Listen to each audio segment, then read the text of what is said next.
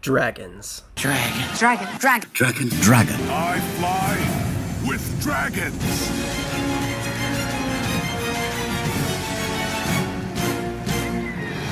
How's it going, guys? Welcome back to the channel. I'm an avid herpetologist, and it's been an exhausting couple of weeks in the Digimon TCG. So we're now a few weeks into the EX7 format, and the community has been in an uproar. We have gotten a brand new tamer in EX7 called Shoto Kazama, and for those who are not already intimately familiar, it has a bit of a problematic interaction with an already established card, Mother D-Reaper. Basically, it gives potential for a blocker with immunity to everything and 15,000 DP or more thanks to Structure Deck Tie. The community has very much been divided on whether or not this is truly a problem. I'm not really here to comment on that today, because despite all of the negativity around the EX7 set, there's also a lot that people have really been enjoying. There's been a lot of really fun new archetypes to come from the EX7 set, including, of course, our new Liberator archetypes that have been flushed out, like Puppet and Vortex Warrior. We've got new support for decks like Hexablaumon, and a complete revamping of the Three Musketeers archetype, and the cards we're going to be talking about today, which is a whole new evolution line for our Linkz Dragons, specifically Volcanicdramon and Metallicdramon. Now, Volcanicdramon has been in the trading card game since the first couple of sets released. In fact, the first printing of Volcanicdramon was very much a format staple for a little while. It was actually a great card to help control the board when Rookie Rush was still very much a viable strategy. But beginning in EX3, we got full evolution lines not only for Volcanicdramon, but also its partner Linkz Dragon, Metallicdramon. To combine, these created a deck that there's really no polite way of putting it. It was clunky at best and anti-synergistic at worst. Basically, this was an archetype that fully rotated around its archetypal tamer, Hina. Now, Hina is important because it basically lets your Digimon activate their on-play effects while digivolving. The problem is, if you don't have Hina, your dragons literally don't do anything when you digivolve them, which means if you want to do any plays at all, you have to be hard playing them from your hand. This can result in either 5, 7, or 12 memory plays, which needless to say is not super ideal when none of your cards have any form of meaningful protection.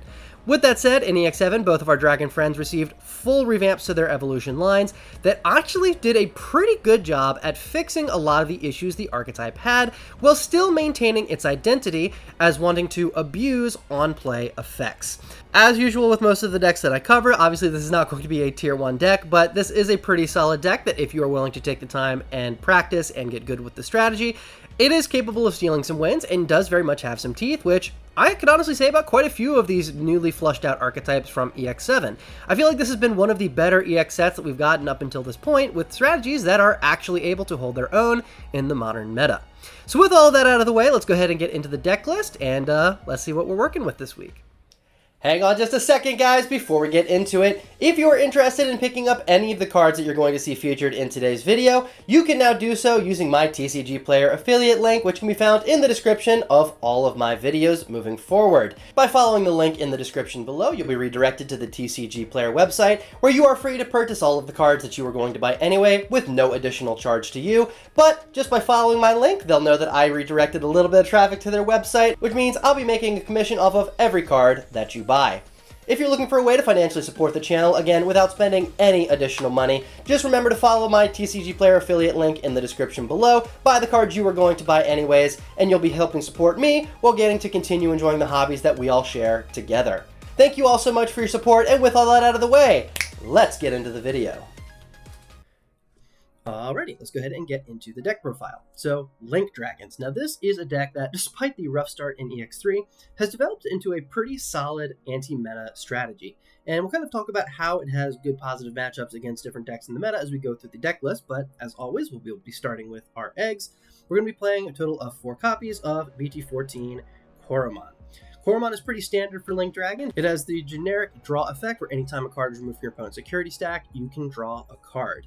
Spoiler alert, we are going to be playing Ukkomon, which we can go ahead and get right into now. BT14 Koromon is obviously one of the best generic draw eggs in the game, especially when you are playing the Ukkomon package, because it lets you draw regardless of what your rookies are doing.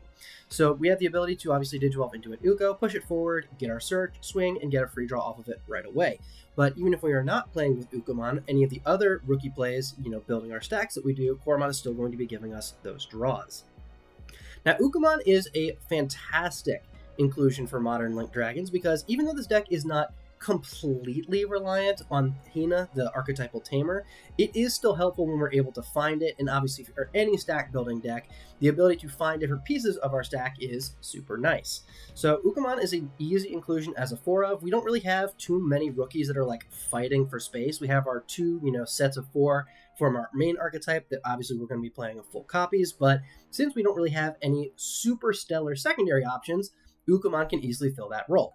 Now, if you don't want to play Ukkomon, you can easily sub this out for some of the red floodgates. Think things like, Gaussmon or Solarmon. Technically, you could also run Gatsumon. Gatsumon is generally considered to be a better floodgate, but since it does also stop our megas from floating into each other, maybe not necessarily the best option for Gatsumon. And honestly, we have other ways to kind of abuse the ability to stop our opponents from playing things anyway. So my personal recommendation is do one of the other floodgates. I personally wouldn't play Gatsumon in Linked Dragons, but if you don't want to play Ukkomon, play some floodgates. It's a pretty easy swap out. But now we'll go ahead and get into our archetypal rookies. These are the fun ones, starting with 4 copies of the brand new EX7 Vorvomon. Vorvomon is 3 to play, has 1000 DP, and has an on-play effect to reveal the top 3 cards of your deck. Add a card with Rock Dragon, Earth Dragon, Machine Dragon, or Sky Dragon, and a copy of Hina if you find it among them to your hand. The rest go to the bottom. With a Your Turn Inheritable, generically gives you plus 2000 DP. So as we're going through the list today, you're going to notice that the 2 halves of our archetype, the Rock Dragons and the Machine Dragons, each have a pretty distinct identity, which I think is actually super cool. I really like that they gave each half of the archetype a pretty distinct game plan that just happened to synergize really well with each other. In the case of Vorvomon and really the other Rock Dragons, it's very much going to be consistency pieces. So things that are going to be checking, top cards, pulling things out of our trash. That's kind of going to be the general game plan. So Vorvomon is going to complement, for instance, like our EX3 champions really, really well, basically giving us another body that we can just hard play, check for additional consistency pieces, and it's going to let us add our archetypal tamer if we happen to hit it, while still getting to add the other pieces that get revealed. So really, really nice. Now, all of the new rookies and champions from this archetype are going to give generic buffs. The Rock Dragons give you plus 2000 on your turn. The Machine Dragons give plus 2000 on the opponent's turn. So again, it's really nice in the sense that we get to build stacks that actually hit pretty solid DP thresholds. So Vorvomon is a fantastic inclusion to the deck, and right alongside it we have the new copies of EX7 Jazamon. Jazamon is also 3 to play and 1000 DP.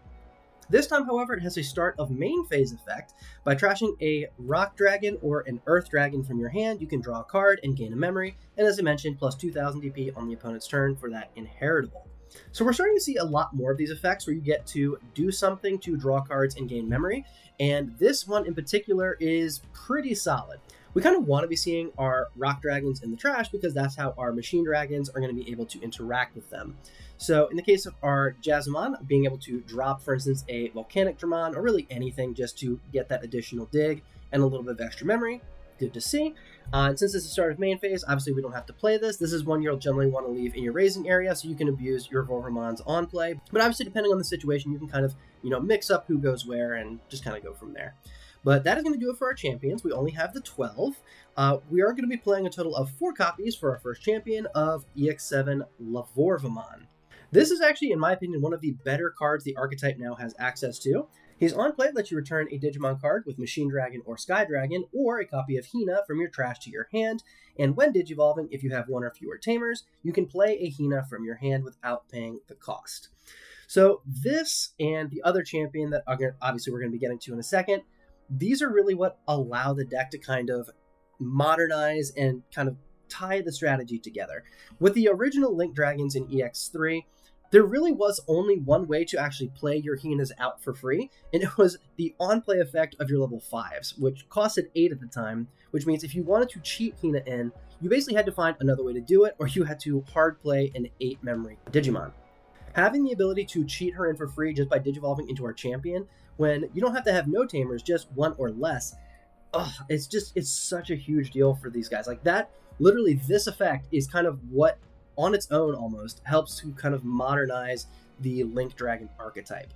Now he still has that on-play effect, which means he is going to be able to do something additional if we have Hinas in play. In the case of Lavorvomon, his ability, as I mentioned, he's one of the better cards in the deck. He lets us dredge up some of our Machine Dragons, our black side of the Linked Dragon archetype, out from our trash and back to our hand, because that's how our Earth Dragons are floating into them. They go from the hand.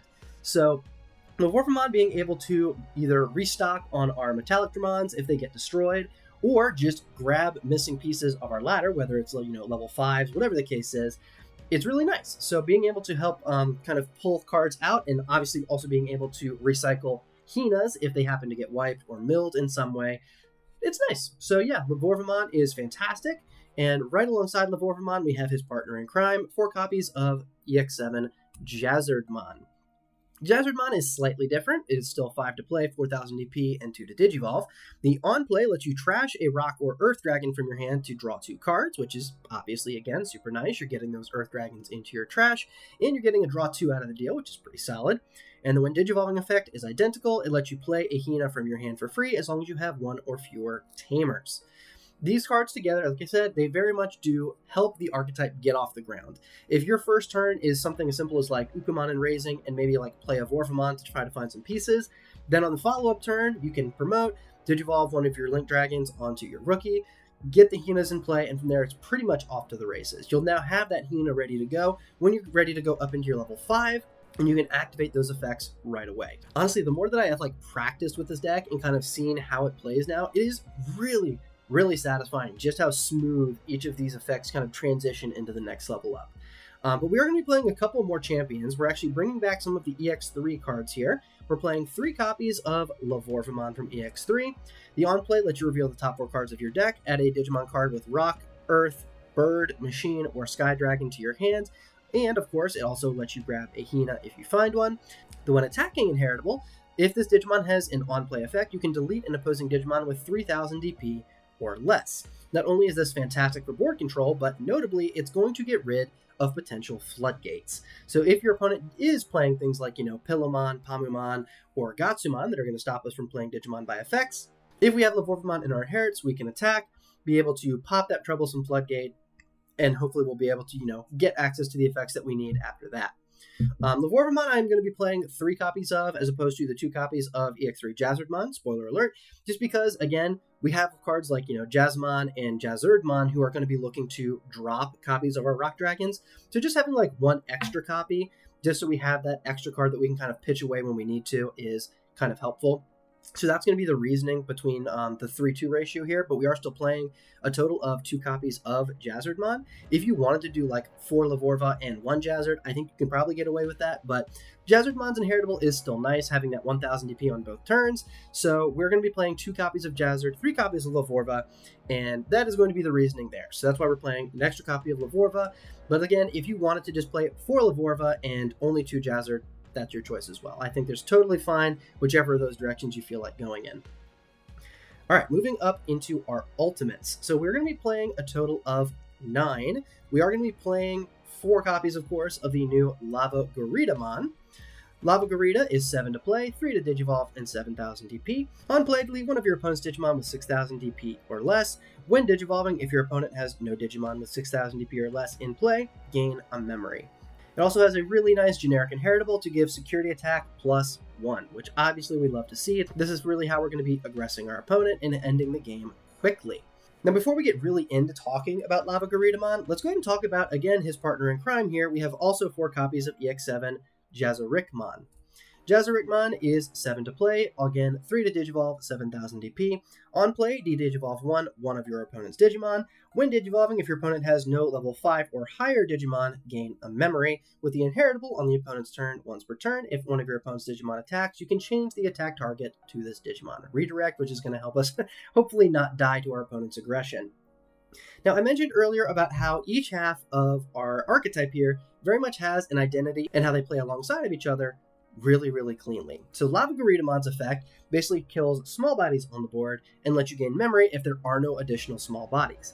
Then we have Jazarichmon, which is de-Digivolving larger bodies and gaining you memory as long as there are not more larger bodies. So the dichotomy between these two basically is going to give us the opportunity to hopefully gain that memory and Digivolve for 2, as long as we have, whichever respective piece we need depending on what our opponent's board state is. Now, because of the way they're worded, if our opponent has nothing in play, it doesn't really matter. You can Digivolve into either of these and gain the memory regardless, but it's kind of nice that both of these guys help us bridge into our Megas super cleanly. And since we're going to potentially be cheating out, Hinas with our champions, they're basically going to be setting up our ability to activate their on plays, which will enable their when digivolving effects. So again, I like how each stage of the evolution line kind of cleanly transitions into the next, and each card kind of supports itself and its counterparts, where you can adapt to your opponent's board and basically just bring out whichever half of the archetype is going to be better for that particular situation. Now, as I mentioned, we are playing 9. I have one additional copy of a card here, and that is going to be a single copy of EX3 Jazarichmon. On play, you can de-digivolve one of your opponent's Digimon, and then you can play a Hina from your hand without paying the cost. The inheritable is your turn. As long as this Digimon has an on-play effect, it gains security attack +1. So you can really kind of tell just, again, how kind of rough these cards used to be. The fact that they have no when digivolving effects means if you don't have Hina, these cards don't really do a whole lot. But now that we do have Hina, and even better ways to cheat Hina in before going into this Jazarichmon, if you are actually fortunate enough to have 2 Hinas in your hand, we can digivolve into one of our champions, cheat out a Hina, then use our Jazarichmon on top of it, activate the Hina that we just played, use Jazarichmon to not only de-digivolve an opponent's, but also just play a second Hina right off the bat. Now, Jazarichmon from EX3 is not quite as good as, EX7's halves of the archetype, but I do still think of the 2 older cards, this Jazarichmon is probably the better of the 2. The old Lavogaritamon had an inheritable where if you deleted one of your opponent's Digimon on your turn, you can gain a memory, which is fine. But personally, I would rather have the extra security attack, especially since we are going to be playing a copy of Dorbickmon. We can potentially tuck both of these and get 3 security checks off of it. So that's going to be the reasoning behind it. And honestly, pretty much all of our upper end have on plays anyway. So just about everything is going to get the security attack from it. And yeah, that's going to pretty much be the reasoning there. So we got our 1 copy of Jazarich and then 4 and 4 of the newer versions of each card. All right, now for the exciting part. To start off with our Megas, we are playing 3 copies of the brand new EX7 Volcanicdramon. This Volcanicdramon is 13 to play, 5 to digivolve, and 13,000 DP. On play or when attacking, delete one of your opponent's Digimon with the lowest DP. When digivolving, your opponent can't play or move Digimon with 6,000 DP or less until the end of their turn, and in all turns once per turn effect, when this Digimon would leave the battle area other than by your own effect, you can play a Digimon card with the Machine Dragon or Sky Dragon trait from your hand without paying the cost. There's just so much to talk about with this card, and very similarly, we'll have a lot to talk about with Metallicdramon, because the 2 cards are very similar, but once again, it's the dichotomy. Volcanicdramon plays out one of our Machine Dragons from our hand. Metallicdramon is going to be playing things out of our trash. So basically, they just kind of loop into each other. Volcanicdramon dies, Metallicdramon. Metallicdramon dies, Volcanic dies, Metallicdramon. And it just kind of loops like that. And Lavorvomon allows us to keep that loop going by picking up Metallics if we happen to run out of the ones in our hand. But again, the new Volcanic and Metallicdramon fix so many of the issues the old Linkz Dragons had. Even if you had your Hinas in play with the old Linkz Dragons, after you'd gone into them for the turn and their on-plays had worn off, the floodgates that they provided, that's kind of it. That's all they really did, and they didn't really have a whole lot of follow-up. These guys, not the case at all. Not only do they have that wonderful protection, being able to float into more devastating plays by cheating each other out and abusing that on-play, but they combine the on-play into a when attacking effect, so you don't just do it the one turn, you can keep doing it over and over again as long as you keep those bodies in play. That's huge. And the when digivolving effects that actually apply these floodgates are honestly massive upgrades for the most part over the old ones. In the case of Volcanicdramon, not being able to play or move any Digimon with 6,000 DP or less means as long as our opponent only has, for instance, a champion level Digimon in their raising area or below, they can't do anything. We're basically locking them out of the game for an entire turn, and we get to keep a huge board state more than likely on top of that. That is a big deal. So Volcanicdramon, like I said, I mentioned early on that this deck does very much counter some of the bigger decks in the meta, and Volcanicdramon is a prime example of that. What is an Imperial Dramon deck going to do if we digivolve into our Volcanicdramon here? They can't play their rookies off of their Tamers, they're not going to be able to promote a new body to try and recover with, and they're not going to be able to play anything off of Partition. So if we digivolve into this, we have a Hina in play, we pop their only stack, they can't partition to bring bodies out, and they can't bring anything out on the following turn for any kind of recovery. it is such a like slam the door kind of moment against some of those top archetypes. It is a wonderful boss monster that I am so happy to be able to play in this deck. And now to get into his other half, we have 3 copies of the new EX7 Metallicdramon to go along with him. Metallicdramon has, again, the exact same stats, 13, 5, 13. On play or when attacking, you will Digivolve for one of your opponent's Digimon. When Digivolving, none of your opponent's level 4 or lower Digimon can Digivolve until the end of their turn. So again, pretty good self-enables. You're going to de-Digivolve one of their stacks and make sure that that stack cannot Digivolve back up again. All turns, if this card would leave the battle area other than by one of your effects, you may play a Digimon card with the Rock or Earth Dragon trait from your trash without paying the cost. These 2 cards looping into each other over and over again is what makes this deck so powerful right now. Now, is this a tier 1 deck? Not really, but like I said, it is an anti-meta deck. If they handle either of these, you're probably going to cheat the other one in, and your opponent will immediately have to deal with the on-play effect. Whether that is going to be deleting one of our opponent's Digimon or de-Digivolving for whatever your opponent has in play. Think about something like Mirage Galgamon. If they push up and we have a Volcanicdramon in play, if they bounce it, we basically drop Metallicdramon and just end their turn on the spot. We're de-Digivolving their stack back to Rookie pretty much no matter where they are. Even if they're in a burst mode form, we're still sending them back to Rookie again. Like, it's crazy. So Metallicdramon and Volcanicdramon create a brutal resource looping duo, but they're not the only megas we're going to be running in the deck. We are still playing a single copy of EX3 Metallicdramon. Now, I am actually not playing any copies of EX3 Volcanicdramon. I am sticking strictly to Metallic, just because I think Metallic's Floodgate is just generally better. But again, this is going to be kind of a judgment call on your part. If you want to be playing Volcanic instead, obviously you are welcome to. In fact, there's other cards you can actually swap out from Volcanic if you want to be playing both. But for me personally, I'm just playing this Metallicdramon. The on-play Digivolves all of your opponent's Digimon, then delete something with a play cost of 5 or less. If you didn't delete any Digimon with this effect, your opponent's unsuspended Digimon cannot Digivolve until the end of their turn. On the opponent's turn, if you have a Tamer in play, this Digimon also has Blocker Reboot, which again is just a really nice defensive wall that at least does have some utility after the on-play has gone through. Now this Metallicdramon, it kind of pales in comparison to the other Linkz Dragons, like the new modernized ones, but that Floodgate is still relevant, and it actually does have utility that the new Volcanicdramon and Metallicdramon do not have.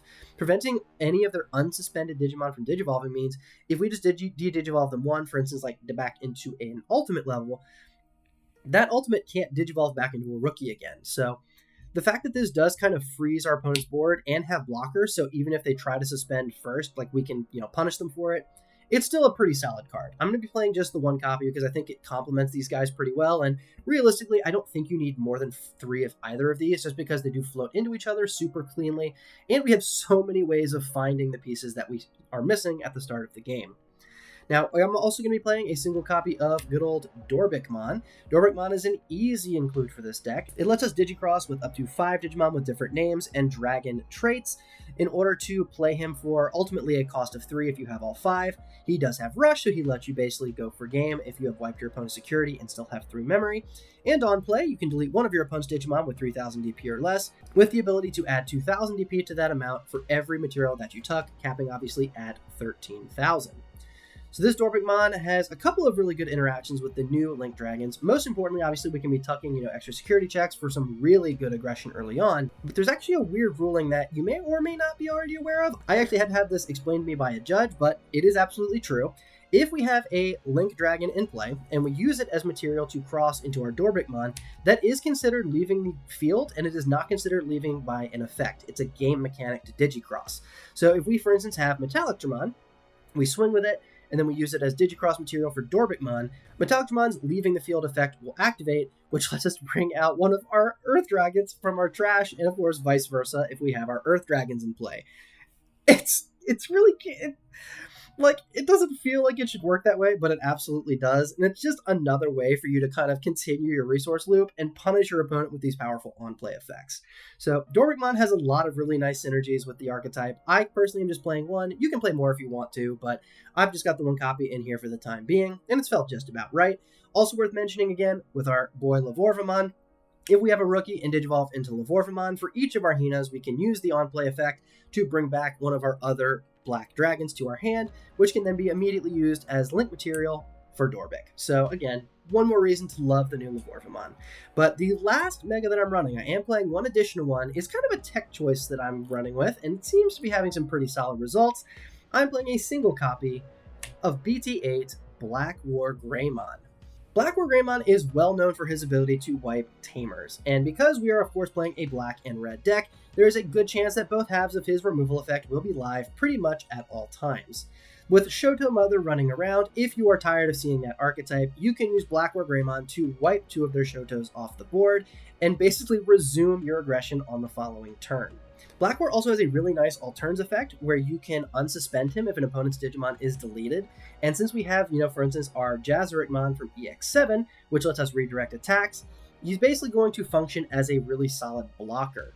Spoiler, we are going to be playing Shoto ourselves, so we actually can give BlackWar blocker on his own. And if he is unsuspended and has blocker and Jazarichmon and sources, he's basically representing 3 attack stops all by himself, which is, again, really, really nice. BlackWargreymon is also a Dragonkin, which means he is going to have, the dragon-related trait that he can be tucked for Dorbickmon, so he is a name that it qualifies for that. He is obviously both red and black, so he can digivolve onto any of our bodies that we have at level 5. And since we have Security +1 inheritables, obviously we'll be able to take good advantage of that, where if they try to block him, we can delete something, unsuspend him, and still get those 2 checks anyways. Like, he's so solid. Now, it is worth mentioning he does not have an on-play. This Jazardmon will not give him security attack +1, but I do think this card has enough raw utility that it's worth an inclusion. But again, if you don't want to play BlackWargreymon and you want to play, for instance, maybe that copy of EX3 Volcanicdramon, this is another good spot that you can kind of take out and slot something in. But I honestly strongly suggest at least playing your single copy of BlackWar, just because Tamer removal is just like so generically useful. Like, that effect is super, super vital. Alright, finishing up our Digimon, we are playing a single level 7, which is going to be Gallantmon Crimson Mode. Now, Crimson Mode Ace is 8 to play, 5 to Digivolve, 15,000 DP. Obviously, it has Blast Digivolve. It can go onto anything aside from our Metallicdramons. His on-play when Digivolving effect leads up to 15,000 DP worth of your opponent's Digimon. This is a great way to kind of punish our opponent if they think they can swing for game after exhausting our blocks. And his when attacking effect lets us end the game ourselves, since once per turn, for every 10 cards combined in both players' trash, we can trash the top card of our opponent's security stack. Even with a single stack of 10, we'll be trashing a single card, potentially getting 2 additional checks with one of our security attack inheritables.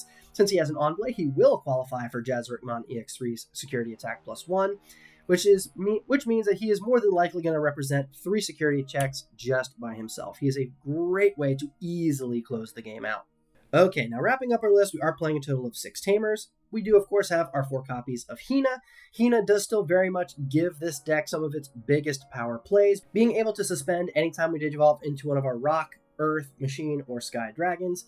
We can suspend this Tamer to activate one of that Digimon's on-play effects. So each one of these that we have in play is going to represent another activation of those effects, which means we are going to be basically decimating our opponent's board anytime we digivolve into really whichever level we need in order to address whatever situation our opponent has going on. It also has a really nice, of course, generic start of turn effect. If our opponent just has a Digimon in play, we can gain memory. That's going to make sure that we are able to actually make those plays, especially when we have ways to stack tons of these Hinas on board without a whole lot of difficulty. But wrapping up our list, as I mentioned, we are going to be playing 2 copies of Shoto Kazama. Has a very similar memory gain effect. It's just start of main phase instead of start of turn, just in case for any reason that becomes relevant. If our opponent has a Digimon, we still continue to gain memory, so 6 of those effects in total.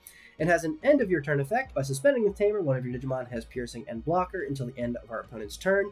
This will either force our opponent to interact with one of our level 6 dragons and basically force them to have one float into the other, or obviously it's just going to be solid defenses that will keep us from dying to our opponent's aggression. So Shoto, I think, ties the deck together really well. I think having that additional utility, especially when you have synergies like BlackWargreymon, for instance, it just fits really well into generally what the archetype is trying to do. But that is going to about do it. I really think this deck is a really solid control deck right now. If you are looking to have fun with this deck, you absolutely will. It is so much fun to pilot, and this deck really does just kind of hard counter a lot of the top tier decks right now. Now, there's obviously going to be decks that this is still going to struggle against. I, of course, wouldn't deny that, but the positive matchup into decks like Imperialdramon and Mirage Galgamon really shouldn't be understated. This deck does really well into both of those matchups, and I know a lot of people are going to be playing those decks right now. But yeah, if you guys have any questions about the list or any suggestions to add to the build, feel free to leave those down in the comments below. Thank you all for joining me for another deck profile. Once again, I am an avid herpetologist. I hope you all have a fantastic rest of your day, and I will see you all next time.